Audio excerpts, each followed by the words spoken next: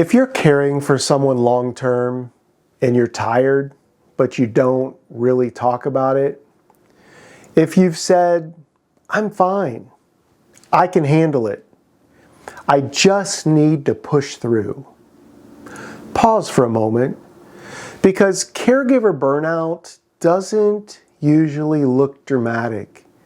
It looks like shorter patience, brain fog, emotional numbness, exhaustion that sleep doesn't fix.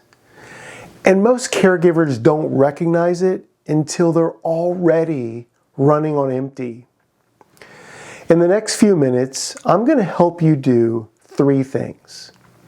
Recognize burnout early, understand why it happens, and take practical steps to protect your capacity before it costs you your health. No guilt, no shame, just clarity and something you can actually use. I'm not speaking about this as an outside observer. I've lived inside long-term caregiving, and I know what it feels like to carry responsibility quietly, to minimize your own fatigue because someone else's needs feel bigger, to keep functioning long after your body is signaling otherwise. And I've learned that sustainability doesn't happen by accident. It requires intention. So, let's start with awareness. Caregiver burnout is not weakness.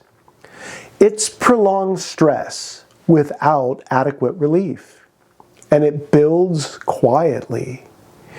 Here are 5 signs to watch for. First, physical exhaustion that sleep doesn't fix. You sleep, but wake up tired. Your body feels heavy, tight, on edge. You rely on caffeine to function. That's nervous system fatigue. And if you're thinking, well, that's just normal right now, stay with me. Burnout hides inside what feels normal. Second, irritability or emotional numbness. Small things frustrate you more than they used to. Or you feel flat, detached, less emotionally available. Burnout can look like anger, but it can also look like withdrawal. Third, constant mental overdrive. You can't relax. Even when you sit down, your brain keeps planning. You're always anticipating the next issue, always scanning, always on. That's chronic stress load. Fourth, self-neglect. You postpone your own appointments. You stop exercising. You eat whatever is convenient. Your identity becomes caregiver, not a whole person.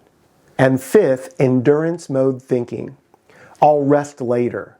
It's not about me. I just need to get through this. That mindset feels noble, but honestly, it's not sustainable long term. If you saw yourself in even 2 of those signs, that's not failure. That's information, and information gives you leverage. If you'd like to measure this honestly, I've created a free caregiver burnout self-assessment, and this self-assessment follows the exact 5 categories we just walked through. You take it and score it privately, and it gives you the clear next steps based on where you are. You'll find the link in the description, and I'll send it straight to your inbox. Now let's talk about what to do. Burnout is not a character flaw.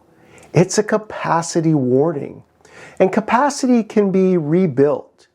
Start with the basics. Before you overhaul your entire life, fix one foundational habit. Sleep, hydration, eat real food, take a 20-minute walk. Because when your nervous system stabilizes, your thinking improves. Second, accept help or ask for it.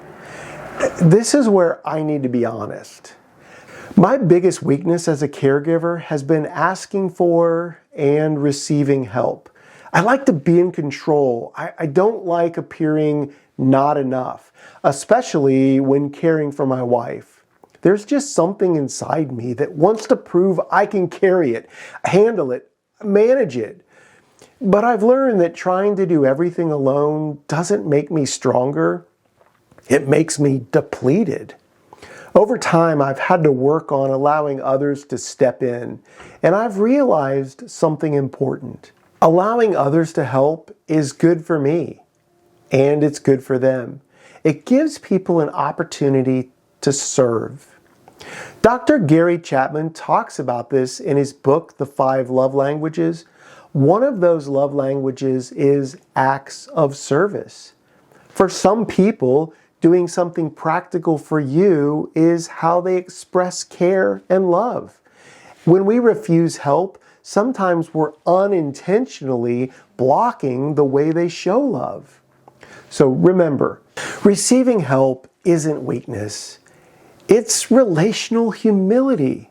If someone has offered help before, consider saying yes this week. And if no one's offered, consider asking. You are not failing by needing support. You're being human. Third, build support outside the situation. A trusted friend, a church community, a counselor, online therapy. Sometimes you need someone outside the daily stress to help you recalibrate your thinking, and there is no shame in that. Fourth, move your body. Caregiving shrinks your world. Movement expands it. Even 15 minutes matters. You're not working out, you're releasing stress. And finally, schedule recovery. Don't wait until you collapse. Put relief on the calendar. Your nervous system needs a rhythm. Let me leave you with this. Burnout is not a moral issue. It's a capacity issue. You're not weak. You are overloaded. And overload can be corrected. Burnout builds quietly, but it can also be reversed intentionally. Protect your sleep, accept help, build support, move your body, schedule recovery. That's how you stay sustainable. If you're new here, my name is Steve. One of the reasons I create these videos is because caregivers often disappear inside the responsibility they're carrying. My goal is simple: to help caregivers stay steady without losing themselves. If you'd like a private starting point, download the free Caregiver Burnout self-assessment below. And if you process through reading, I've also linked a short Caregiver Book List in the description, including the 5 love languages and other trusted resources with ratings and descriptions so you can decide what fits your situation. Take what helps, leave what doesn't. You are not meant to carry this alone. I'll see you in the next one.